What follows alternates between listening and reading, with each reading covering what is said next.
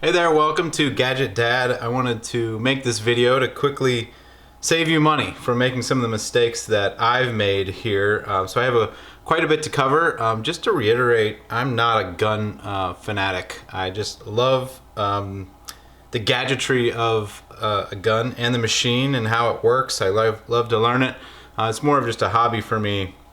Just to reiterate, I'm definitely not prepping for the end of the world or to get into a firefight or any of the above. The potential or possibility of any of that stuff happening is little to none. You're better off wearing a helmet to make sure a coconut doesn't fall and hit you in the head, as far as just odds and chances go. But what I want to talk about is, again, I'm kind of a gun idiot and I'm learning as I go, and I want to try to help other people not make some of these same mistakes. I have a few handguns, and I built my first AR, which I'll do another video on earlier this year. But I've always been kind of infatuated with the historical significance of the AK. You've seen it in several movies. I love the first Navy SEAL movie that came out. I was a Navy SEAL nerd and big time fanboy of the Navy SEAL movies with Charlie Sheen. They used a very similar AK to this in some of the last scenes. So I just had to have one. And I went out and wanted to save some money. And I think that's some of the issues. So I want to talk about how does someone get an entry level or budget AK without making some big mistakes. When I say entry level, I'm talking about $500 to $900 in that range. So that's why I kind of wanted an AK, just to learn another platform other than the AR. Once you've been around a few of them and built one, you kind of understand it. And I'd never really touched or handled one. So I bought this one, which I'll talk about quite a bit. As you go up market, you get into the arsenals, $1,200, $1,500. You see less of these problems, but I've seen YouTube videos. All of my knowledge is about YouTube videos, by the way. I have no real practical knowledge here, so take it for what it is. But there's tons of videos on YouTube, so this will save you a lot of time. So as you get into the arsenals, there's still some of these same problems that you have to inspect for. And then as you even go up further into like rifle dynamics, a lot of the real custom and high-end stuff, $2,500, they're real gunsmiths. You're not going to have any of these issues. They're really the kind of leading charge on setting some of the gold standards. And Rifle Dynamics and Jim Fuller puts out a lot of these videos on what to check. So lots of good videos out there. I'm going to show you some of the things that Jim Fuller says to check for. I think the problem in his videos is he doesn't have any bad AKs laying around to actually show you examples. This is my example of a bad AK, so I'm actually going to be able to show you. Just for synopsis of what you'll read out there on the different countries of AK, definitely Russia, Bulgaria, and some of the Chinese AK are the more premium, better built AKs. And then Hungary, Yugoslavia, some of those areas also have great qualities of parts. And then kind of on the bottom end are Romanian. So if you're looking at Romanian, which is probably going to be in that price range, you definitely have to inspect the gun. You need to inspect the gun well and kind of know what you're looking for. I feel like I do now that I've seen some of the things that have been wrong with it. So I'll show you just quickly right here and talk about some of the things that I did poorly. First off, when I bought this, I bought it online. I bought it off of, I love Nut and Fancy's channel. He did a review of a Blackheart Arms underfolder that was a Hungarian version. I think it was a 63D. And when I went to the site, they didn't have that version. You have to get that off the used market, but they did have this Romanian underfolder. So, you know, I kind of felt like the brand would be a good one, and if they'd built quality ones in the past, Nut and Fancy gave his stamp of approval, and that was definitely a mistake. And he even said in his video, hey, watch out, I can't guarantee that one. So I bought this one online. And I'd never really handled an AK before. I had an FFL transfer, and when I went in, I was very timid to handle the gun and do the right inspection. So that's lesson one, is don't be timid. I'm going to show you exactly what to do and how to do it. If you've never handled one before, just watch this video once or twice and you'll be comfortable too. So don't be timid. That's your one and only chance to inspect the gun and say, no, I don't want it. Once you accept it through that FFL dealer, it's a lot harder to return it to, I'm sure, any manufacturer. Now, I believe Arsenal and some of the top end brands are definitely more likely to work with you and help.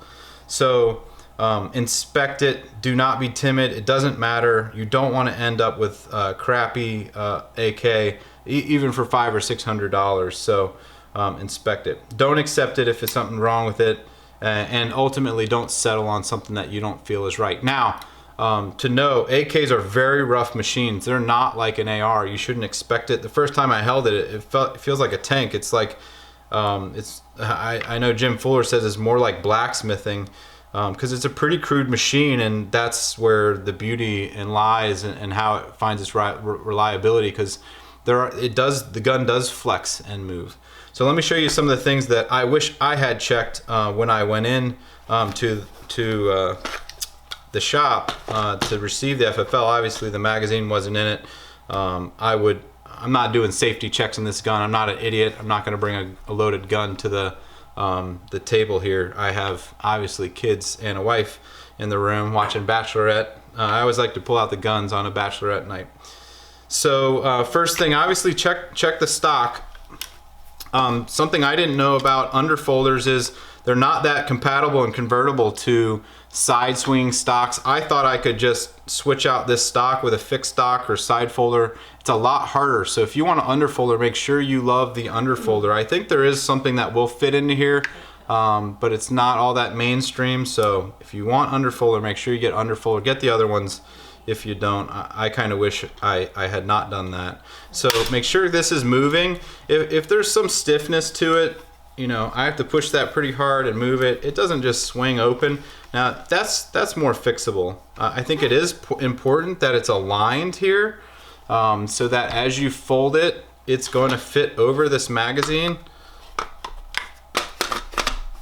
That it fits over that, so you can see, hopefully you can see right here that I can't fold this up, okay? So I'm either gonna have to be able to bend this stock open or live with the fact that when I want to fold this out with the magazine in it, I gotta move this around the magazine and get it unfolded. So that's something you ought to check. While we're down here looking at this angle, check to see, put the magazine in it. Check to see that it doesn't wobble too much.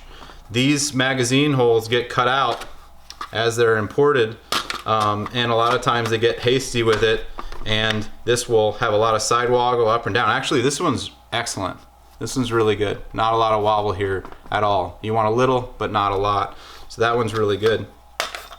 So other things, biggest thing I'd say is straightness of the gun. I'm gonna fold this. I'm kind of an idiot with this thing still. I'm gonna fold this back. The biggest thing is the straightness of the gun. So you gotta just pull it up in the gun shop. Let's see if I can get some focus here. And just look down the barrel. And what you're gonna see, and the first time I saw this was after I got it home, you're gonna see some canting of the rear sight here. It's not gonna be straight. The gas block is gonna be headed in one direction, and then the barrel, even lower, is gonna be headed in an even different direction. Okay, so it's important to make sure, look down the barrel like you would down the sights of the gun, that the gas block here and the barrel there is lining up. You might see that the front sight is canted to the left or the right. I'm not getting good focus here. I'll weave in some pictures. You're gonna see that it might be moved to the left or the right. They may be doing that to compensate for the barrel or the sight block, the gas block being crooked. Okay, so the first time I looked down, I had the gas block headed to the right, I had the barrel headed to the left, I had the sights all over the place to try to adjust for that, and I emailed in and sent the gun back to get that fixed. So this is actually the fixed version. It's pretty straight. The gas block is still maybe a smidge, a half degree off to the right, but I don't think you're gonna get complete perfection. With that straightness, not only the top of the gun, so sights, gas block, the barrel, front sight, also the bottom of the gun, especially if you have a fixed stock on it. It's as you'll see in Jim's videos, it's possible to also get the stock on the end. This is the underfolder, so you're not having that as much, but it's possible to get the stock on the end of it to be in crooked. So look on the bottom, look on the top, look down the barrel. Obviously check the gun first, but look down the barrel of the gun looking into the barrel. So always check the gun. If you're not comfortable with it, have the people at the dealership help safety check that weapon for you so you are comfortable, okay? So after you've done all that, you need to check the action as well. And that's something I did not do well. I had the underfolder on, I was kind of timid in using it. I didn't really know how to work the safety yet. So get the underfolder out of the way. The safety, you gotta press the safety down to work the action. That's something that I was a little timid with. I kind of halfway put it down and the action wasn't coming back all the way, so I just said, okay, I'll figure this out at home, and that was definitely a big mistake. I'm an idiot for that. So get the safety down and out of the way and pull the slide back, okay, and forward. You'll see right here what I got, my slide stopping before it even comes forward. And you're gonna have a rough action, and of course people say, well, they're made to just pull back and push forward. Sure, but you want to know why it's doing that.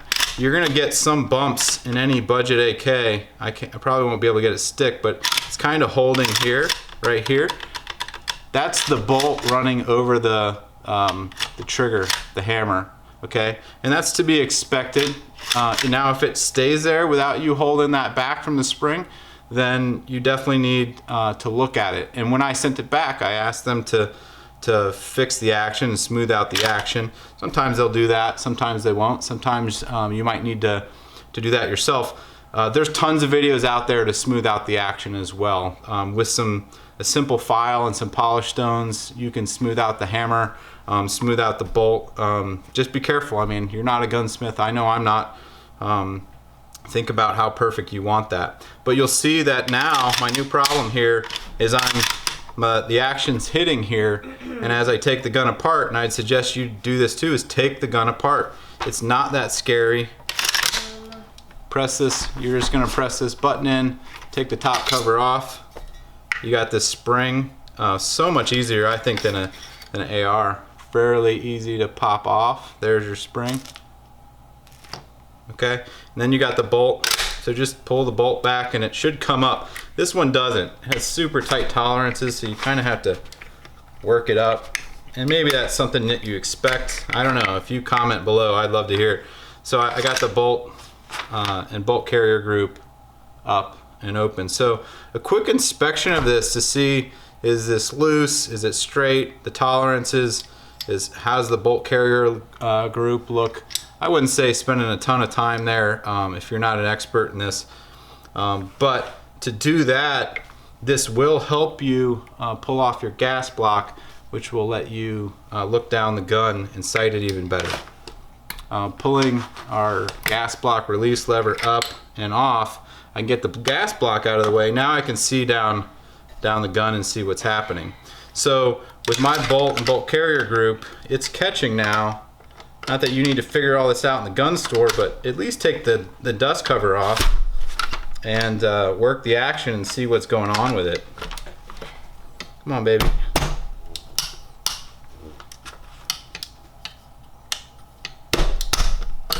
Okay, so you'll see, hopefully, right here, there it is. You'll see at the end of my action right here, come on camera, you'll see at the end of my action that it's hitting the bottom of the gas block, the piston is. And that's what's holding it up in the last portion right there. So now I got another problem. I know the gas block is supposed to hold this up, but not only is it low, it's also hitting the right side of it. So that's an issue, and it's an alignment issue. I know that if I charge the handle back all the way and let it fly forward, it's gonna bounce off that, but that's definitely gonna create problems hitting this gas block that violently over and over and over again. So while the gun may work beautifully for 100 rounds, 1,000 rounds, I don't know. I could wait to the day where it just totally hangs up or breaks piece or piston. Hopefully you can see the contact that can be making. If not, I'll get some pictures in. So I'd say take the gun down to this. I know I would if I were going back to do it again, so that I can make sure I don't we have cats too, by the way.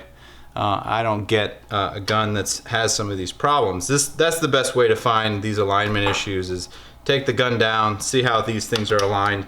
I know it is very, you know, for me, being around a bunch of gun experts, like at a gun store, is very intimidating. I don't care who you are, you just got to forget about it, and even ask them to help. Let them know, hey, this isn't the first time I'm handling this. They're going to be more than willing to help you navigate it. Hey, can you help me inspect it? Of course they will. They've seen all kinds of stuff. Anybody at a gun broker, an FFL dealer that's helping you accept a gun is going to help you with that stuff. So those are the major parts, really. Checking the action, how smooth is the action. Some of it you can fix yourself. Watch some of those videos too, so you know what your range is, and then get on it. So some other things I plan to do with the gun was just make some minor upgrades. This Ultimac rail is very popular to put in place of this gas tube.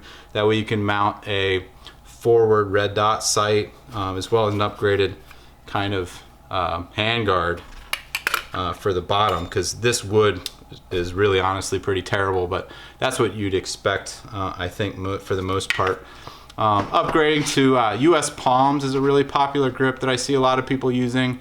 I know Rifle Dynamics uses that. MOE is pretty popular as well for the grip. So you can make some of those upgrades. That's what's in this box. Also, I'll tell you what, the trigger, don't get your hopes high for the trigger. This trigger is like rubbing two rocks together. It's really terrible, and the 15 times I shot this gun, it slaps your finger. I never really experienced trigger slap before, but it's something else. It definitely hurts pretty good. So I had a G2 trigger in here ready to put in, as well as, what else did I have? I had a pistol grip to put on it too. So that stuff's going back.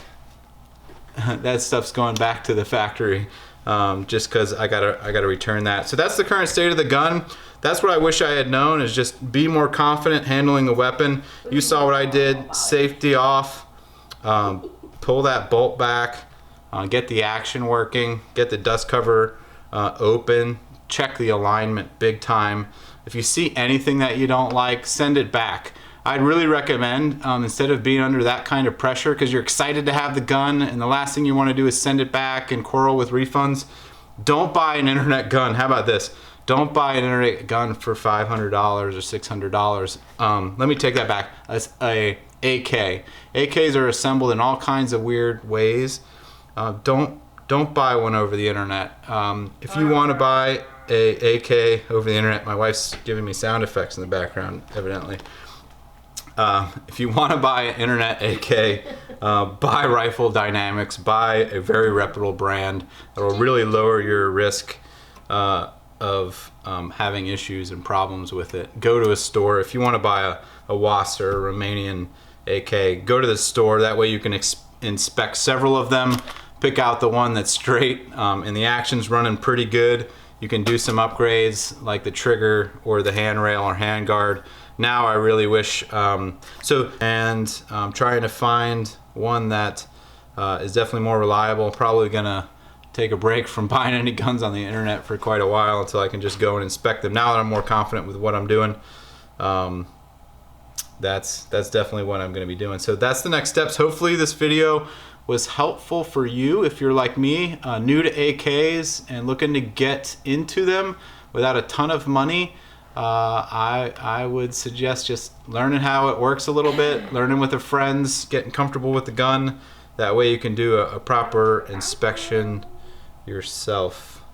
That's it from Gadget Dad. Hope this helped. Please help my idiocracy in the comments with anything I'm doing stupid here. If you got a solution for this stuff that maybe just flip this here, I'd love to hear it as well. And just in case I end up getting stuck with the gun. And again, hope Blackheart helps me out and gets me on my way, and I can give a good update on that. Check back for updates there. Check back for other videos coming soon.